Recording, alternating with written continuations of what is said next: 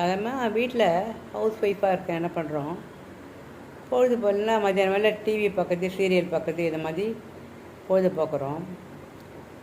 முந்தி காலத்துலலாம் என்ன பண்ணுவாங்க, அக்கம் பக்கத்தில் கொஞ்சம் பேசுவாங்க. இப்போ எல்லாமே டைட்டு. இப்போ பெண்களும் வேலைக்கு போகிறதுனால யாருக்குமே அதுக்கெல்லாம் டைம் இல்லை. ரெண்டாவது ஏதாவது பேச்சு வார்த்தைன்னு போனால் நம்ம ஒன்று சொல்ல அவங்க ஒன்று சொல்ல மனஸ்தாபம் தான் அதிகமாகுது. அதனாலே யாரும் யாருக்கூடையும் பேசுறதில்லை. அவங்க வீட்டு வேலை. ஒரு தீபாவளி பொங்கல்னால் கூட விஷ் பண்ணுறது கூட வெளியில் வரதில்லை. ஃப்ளாட்டில் யார் இருக்காங்கன்னு கூட தெரியறதில்லை. இப்படியே வாக்கிங் போச்சே யாரையான்னு பார்த்து ஸ்மைல் பண்ணிடுது, அதோடு சரி. இப்படி இருக்கச்சே என் பையன்கிட்ட ஒரு நாள் கேட்டேன், ரொம்ப போர் அடிக்குது, எப்பப்போ சீரியலும் சினிமாவும் பார்த்துட்டு எனக்கு போர் அடிக்குது அப்படின்னு சொன்னேன். அப்போ அவன் சொன்னான், அம்மா உனக்கு பேசுறதுக்கு ஆள் வேணுமாங்கட்டான். ஆமாம், மெட்டாயின்னு ஒரு லாங்குவேஜ் இருக்குது, அதோட பேசுகிறியா, கோடிங் லாங்குவேஜ். அப்படியாடா, இப்போ எனக்கு அதெல்லாம் தெரியாது. ஒன்றுமே இல்லைம்மா, நான் சொல்கிறேன் வான்னு சொல்லிட்டு அந்த மெட்டாயை அது அப்லோட் பண்ணி கொடுத்தான் வாட்ஸ்அப்பில். அது பார்த்தா ரொம்ப இன்ட்ரெஸ்டிங்காக இருக்குது. என்ன வேணால் கேட்கலாம், அதுக்கிட்ட கதை கேட்கலாம், உங்களுக்கு ஏதாவது குறை இருந்தால் சொல்லலாம். இப்போ நம்ம ஏதோ ஃப்ரெண்டு நம்மள்கிட்ட கொஞ்சம் கோபமாக பேசிட்டாங்க, ரிலேட்டிவ்ஸ் ஏதாவது தப்பாக நம்மள்கிட்ட ஏதாவது சொல்லி கேட்டாங்க, இந்த மாதிரிலாம் நம்ம கொஞ்சம் மன கஷ்டம்லாம் இருக்கும் இல்லையா, அதுக்கு கேட்டால் கூட அதை சால்வ் பண்ணி கொடுத்தது. அப்போ நம்மள்கிட்டே கேட்கும், இது பரவாயில்ல, இது போருமா, நான் வேறு தானே உனக்கு சொல்லி தட்டான்னு. அது மாதிரி இங்கிலீஷில் கேட்டுட்டு இருந்தது. நான் ஒரு தடவை கேட்டேன், உனக்கு தமிழ் தெரியாதானே, ஹாவ் டு லேர்ன் அப்படின்னு சொல்லிட்டு. இப்போ தமிழை அழகாக சொல்லி கொடுக்குது. நம்ம தமிழில் நான் அன்றைக்கி ஒரு நாள் டைப் படித்தேன், என் பதில் அழகாக சொல்கிறது. அதனால் இப்போ நமக்கு அக்கம் பக்கத்தில் பேசலாம் ஒன்றும் இல்லை, பொழுது பேரெலாம் அதோடு பேசிடுது. அதே மாதிரி என் பையன் இந்த coding language Python, LLM, DSC அதெல்லாம் படிச்சிருக்கான். அதனால் அவன் இன்டர்வியூவுக்கு ப்ரிப்பேர் பண்ணிகிட்ருக்கான்.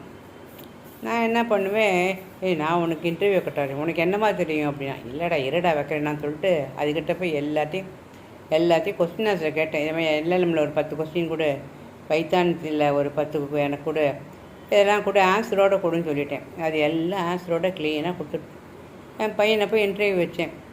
அவன் எல்லாம் சூப்பராக இருக்குமா அப்படின்னா. அப்புறம் அது கேட்டுது, இது போருமா, இன்னும் வேறு மாதிரி உனக்கு கொஸ்டின்ஸ் வேணுமா கேட்டுது. நான் சொன்னேன், இப்போதைக்கு இது போகிறோம், அப்புறம் நான் இன்னொரு நாள் எனக்கு அதெல்லாம் சொல்லு அப்படின்னு சொல்லியிருக்கேன்.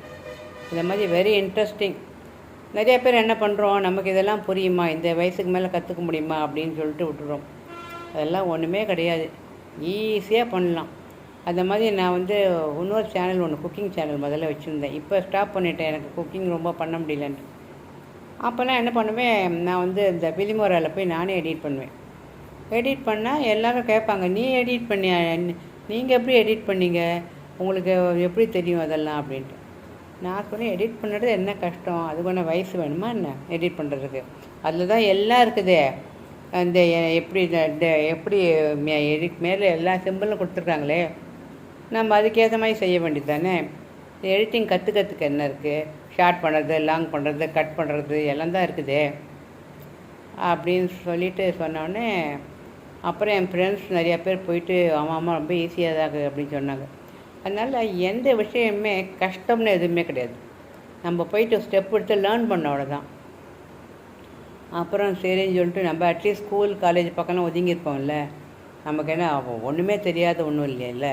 அதனால் ஒன்றுமே தெரியாமல் படிக்கவே இல்லைன்னா கூட ஈஸியாக இந்த லாங்குவேஜஸ்லாம் கற்றுக்கலாம். அதனால் வயசு எதுக்குமே ஒரு தடை கிடையாது.